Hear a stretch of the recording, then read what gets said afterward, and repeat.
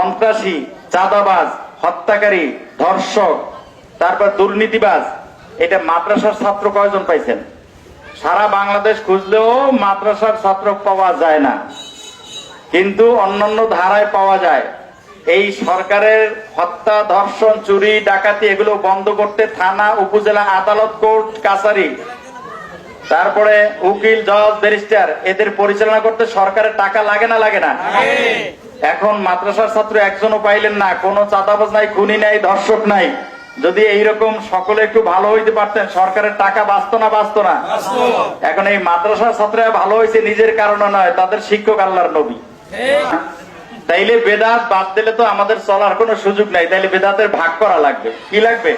যে ভালোগুলো যেগুলো দরকার এগুলো ঠিক, এই কথাটা আল্লাহ রসুল বলছেন, মান সান্না সুন্নাতান হাসানাতান ফিল ইসলাম ফালাহু আজরুহা ওয়া আজরু মান আমিলা বিহা মিন গায়রি ইয়ানকুসা মিন উজুরিহিম শাইয়া ওয়া মান সান্না সুন্নাতান সাইয়্যাতান ফিল ইসলাম ফালাহু বিজরুহা ওয়া বিজরু মান আমিলা বিহা মিন গায়রি ইয়ানকুসা মিন আওসারিহিম শাইয়া। অর্থ হলো এই, আল্লাহ নবী বলেছেন আমার যুগে ছিল না, এরপরে যদি চালু হয়, সেটা যদি ভালো হয়, তাহলে ওটা গুনাহ তো হবেই না, বরং যারা আমল করবে নতুন বিষয়ের উপরে তার আমল নামায় একটা সওয়াব যোগ করে দেওয়া হবে। সুবহানাল্লাহ। আমার সফল হোক, সফল হোক, সফল হোক। আল্লাহু আকবার। আর যেই কাজটা আমার যুগে ছিল না, একটা সিনেমা হল আল্লাহর নবীর যুগে ছিল না, একজনে করছে মসজিদ, আর একজনে করছে সিনেমা হল। এখন ওই সিনেমায় যত লোক যাইবে, যেই লোকটা সিনেমা হল করছে আর গুনাহ উনি পাইবে না? পাইবে না? একটা লোক মসজিদে নামাজ আদায় করবে, যত লোকে মসজিদে নামাজ আদায় করবে, জমি দেশে, অর্থ দেশে মসজিদ করছে, আর সব উনি পাইবে। দুইটাই নতুন সৃষ্টি, কিন্তু একটা ভালো, একটা কি? তাইলে বেদাতের মধ্যে কয় প্রকার পাইলাম? বলুন, বেদাত কয় প্রকার? একটা হলো যেটা বেদাতে হাসানা বা সুন্নতে হাসানা, আর একটা বেদাতে সাইয়্যা যেটা খারাপ। এতটুকু মাথায় আমরা নিলাম।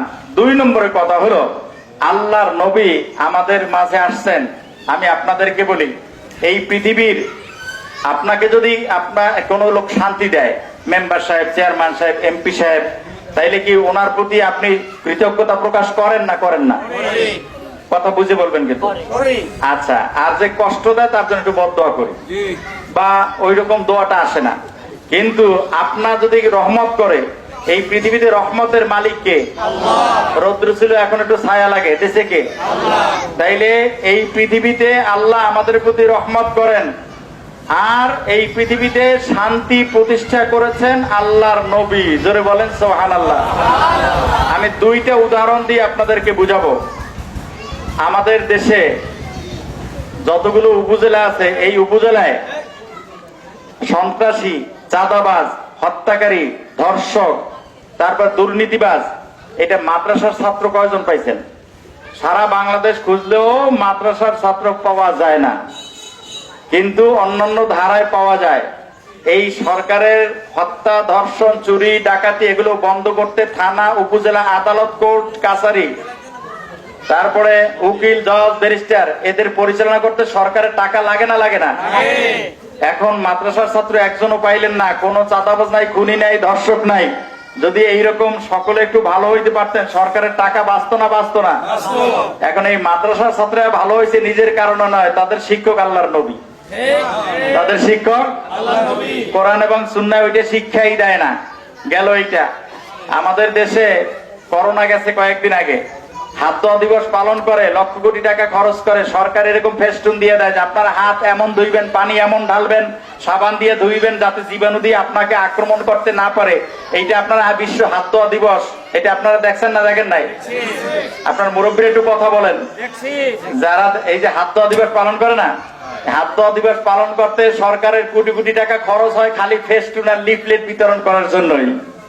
এখন এরপরেও কি মানুষ পবিত্রতা অবলম্বন করে? হাত ধোয়? হাত ধোয় না। তাইলে এই হাত ধোয়া দিবস, হাতের যে জীবাণু, এইটা মানুষের কেন এই হাত ধোয়া দিবস পালন করে? হাতের জীবাণু মুখের মধ্যে গেলে ডায়রিয়া হইতে পারে। আমি আপনাদেরকে বলি, হাতের জীবাণুর চেয়ে নাকের জীবাণু আরো বেশি ক্ষতিকর না?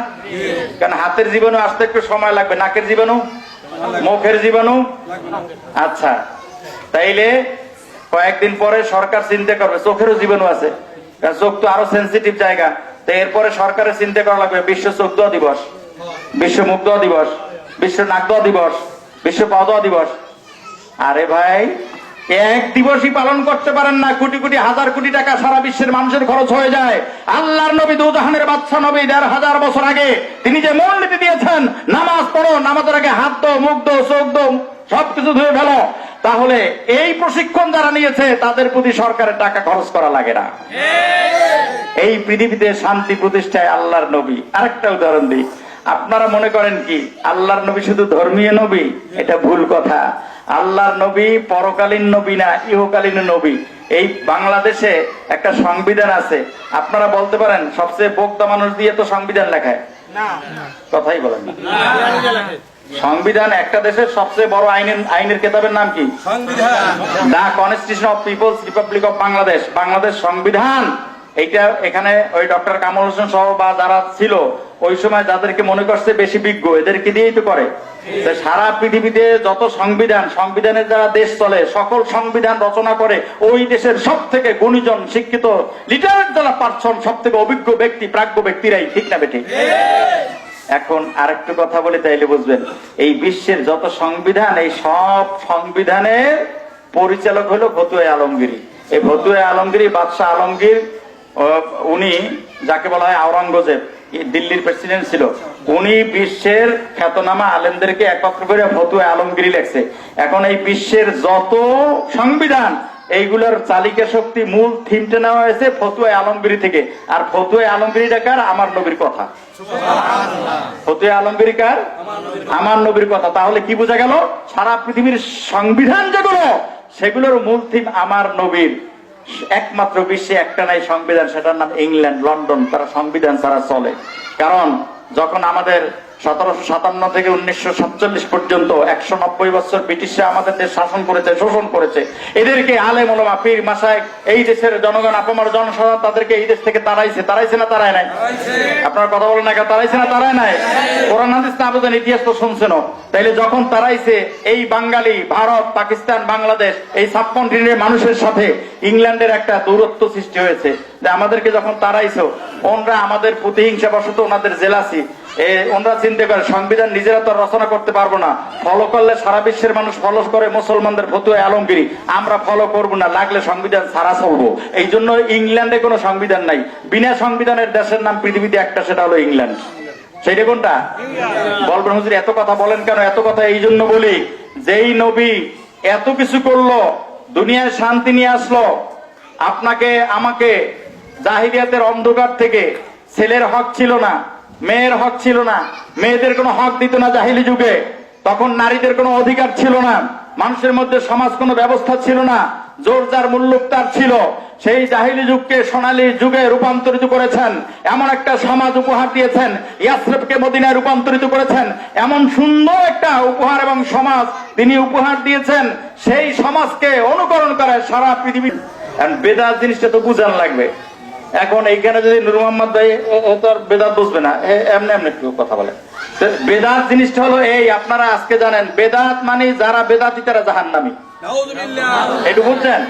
বেদাতের সহজ অর্থ হলো যারা কুল্লু বিদআতিন ফিন্নার, যারা বেদাত পন্থী তারা জাহান্নামী। এখন বলেন বেদাত করাটা কি ঠিক?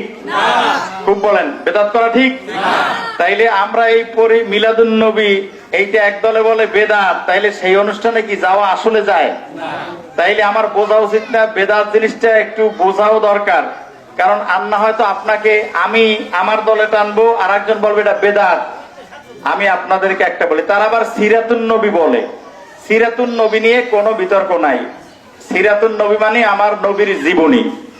এই সিরাতুন নবীর ব্যাপারে কেউ বলে না এটা বেদাত। সিরাতুন নবী সবাই পালন করি, বলি আলহামদুলিল্লাহ। আমরাও পালন করি, যারা মিলাদুন নবী করে না তারাও পালন করে। এখন আমি আপনাদের কাছে একটা প্রশ্ন করি, যারা জীবনেও মাদ্রাসায় পড়েন নাই, কোরআন হাদিস জানেন না, একটা জীবনী শুরু হয় কি 40 বছরের পর থেকে? তার জন্ম থেকে জীবনী শুরু হয় কি হয় না? তাইলে জীবনের মধ্যেই মিলাদুন নবী, জোরে বলেন সুবহানাল্লাহ। মিলাদ বাদ দিয়ে, জন্ম বাদ দিয়ে আপনি চাকরি নেবেন, জন্ম তারিখ লিখতে হবে। আপনার জন্ম সনদ ছাড়া কোথাও কোনো চাকরি হবে না। আপনি আলোচনা করতে গেলে জীবনী শুরু হবে জন্ম দিয়া, সেই জন্ম বাদ দিয়া মিলাদুন নবী যদি অস্বীকার করে, আর এটা কার মিলাদ? কার মিলাদ? পৃথিবীতে এমন নবীর জন্ম বৃত্তান্ত আপনারা জানেন, হয়তো যে জানেন না তাকে বলছি।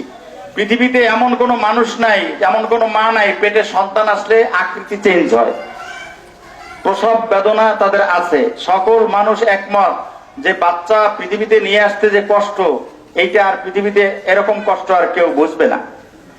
আমার নবীর মা তিনি কি বলছেন শোনেন, তিনি বলছেন আমার বাচ্চা 10 মাস পেটের ভিতরে ছিল, আমার পেটের আকৃতি কোনো পরিবর্তন হয় নাই, আমি জন্ম দিছি তাতে কোনো কষ্ট হয় নাই। আমি আমার শিশু মোহাম্মদ পেটের ভিতরে আসার আগে কূপ থেকে পানি তুলতাম, কষ্ট হতো, রশি ফেলতাম, ভিতরে যেত, পানি উঠতো। কিন্তু যখন আমার শিশু মোহাম্মদ আমার পেটের ভিতরে আসছে, ওর পরের থেকে আমি যতবার কূপের কাছে গেছি, কূপের পানি এমনি এমনি উপরে উঠছে উঠছে। আমি আগে যখন হাঁটতাম রাস্তা দিয়া, তখন আর আকাশের রোদ আমার মাথায় লাগতো, সূর্যের রোদ আমার মাথায় লাগতো। কিন্তু যেই দিন আমার শিশু মোহাম্মদ আমার পেটের ভেতরে আসছে, সেই দিন থেকে আমি যখনই রাস্তা দিয়ে হাঁটি, রাস্তার দুপাশের গাছগুলো সামিয়ানা তাবু হয়ে আমার মাথায় ছায়া বিকিরণ করে। আমি যখন রাস্তা দিয়ে হাঁটি, তখন পাহাড়ের ছোট বড় পাথরগুলো লুটায় লুটায় পড়ে আমার পায়ের কাছে সেজদায় পড়ে যায়। আমার বাচ্চা দুনিয়ায় আসছে, রোম পারস্যের বিশাল বিশাল বিল্ডিং দালানগুলো আমি মক্কা থেকে 1000 মাইল দূরের থেকে দেখছি। 1000 বছরের আগুন, আগুনের যারা পূজা করতো ওইটা জ্বালাইতো, এই 1000 বছরের আগুন কেউ নিভাইতে পারে নাই। যেই দিন আল্লাহর নবী জন্মগ্রহণ করেছেন, সাথে সাথে ওই আগুনটা ধাপ করে নিভে গেছে। কাবা শরীফে 360টা মূর্তি ছিল, কেউ কোনোদিন ভাঙতেও পারে না, সাহসও পায় নাই, সকলেই মূর্তি পূজক ছিল। আমার নবী যেই সময় জন্মগ্রহণ করেছেন, 12 রবিউল আউয়াল সোমবার শোবে সাদেকের সময়, হুজুর যেই দিন যেই সময় জন্মগ্রহণ করেছেন, সাথে সাথে কাবা ঘরের 360টা মূর্তি ভেঙে চুরে খান খান হয়ে গেছে। এই পৃথিবীতে এমন ঘটনা কারোর জন্মের সাথে জোড়া আছে? আপনারাই বলুন। তাইলে ইনি কেমন মানব, মহামানব, অতুলনীয়, কোন তুলনা করা যাবে না। তাইলে এই নবীর এই জন্মের বিষয়টা আমরা শোনার পরে আমাদের ভালো লাগে না খারাপ লাগে? বলুন, ভালো লাগে না খারাপ লাগে? নবীর প্রতি মহব্বত বাড়ে না কমে? নবীর প্রতি মহব্বত বাড়ে, এমন কাজ করবো না করবো না? কথা বলেন। আপনার বাবার যদি গুণ থাকে তাইলে আপনি বলতে পারবেন, বাবা যদি চোর গুণটা বদমাইশ হয় তাইলে তো বলাও যাবে না। আমার নবী এমন নবী যার জন্মের বিষয়গুলো বললে পরে আমাদের ঈমান চাঙ্গা হয়, আমার ঈমান মজবুত হয়।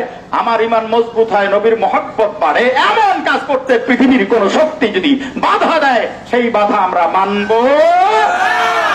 এবার আসি বেদাত। বেদাত জাহান্নামী। এই বেদাত কোন বেদাত? আমি আপনাদেরকে বলি, বর্তমানে বোত্রা বাজারের মসজিদ এই এলাকার সব থেকে লম্বা মসজিদ। এই মসজিদে যে টাইলস, আল্লাহর নবী কি টাইলসের মসজিদে নামাজ পড়ছে? আপনারা না জানলে তারপর একটু বলেন। আপনারা তো শুনেছেনও, আল্লাহর নবী কি টাইলসের মসজিদে নামাজ পড়ছেন? খেজুর পাতা, খেজুর পাটি, সেই মসজিদে আমরা নামাজ পড়ি।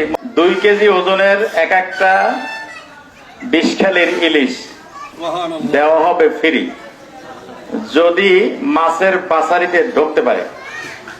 শর্ত হলো মাছের বাজারিতে ঢুকবে, বাজারি তো বলে দেন। তাইলে 2 কেজি ওজনের এক একটা ইলিশ এরকম প্রত্যেককে 5 কেজি করে দেওয়া হবে। এরপরে যার মাথায় একটু বুদ্ধি টুদ্ধি আছে, এরা কি ওখানে যাবে না যাবে না? কথা বলুন। বলবেন হুজুর এরকম কি ঘটে নাকি? আরে ঘটেই তো। মোবাইল ইউজ করেন, দেখবেন ফ্রি কিছু আছে। আপনি রাজনীতি করেন, সেখানে ফ্রি কিছু আছে। কাজ করলে তার মূল্যায়ন, মাঝে মাঝে কিছু অফার পাওয়া যায় ফ্রি, বিভিন্ন কোম্পানি দেয়, একটা কিনলে আরেকটা ফ্রি, এগুলোও তো আমরা পাই। তো ধরেন এরকম একটা বোত্রা বাজারে আজকে একটা ফ্রি একটা অফার আসছে, প্রিন্সিপাল হুজুর আগে জানাইতে পারে নাই, আমরা আগে জানি নাই, এসে দেখলাম একটা রেলি। কিসের রেলি এটা? 2 কেজি ওজনের ইলিশ মাছের দামের একটা রেলি। কি বলেন, এরকম একটা রেলি? এইটার দাম কি সেটা একটু বলবো। এই জন্য যেহেতু আমার হাবিবুর রহমান মেরদা মামায় বক্তব্য দিয়ে চলে গেছে, আর বেল্লালের তো দেখি না, তো এই যে আমাদের গুরুত্বের একটু ব্যাপার আছে। আমার কথা হলো, আল্লাহর নবীর ফাংশন, নট এখানে জমিয়তে হিজবুল্লাহ, নট এখানে ইসলামী আন্দোলন, জামাত ইসলাম, আওয়ামী লীগ, বিএনপি, কিচ্ছু নয়। আমার নবী যাকে সৃষ্টি না করলে আমি হতাম না, ভোট্টা আসতে পারতাম না।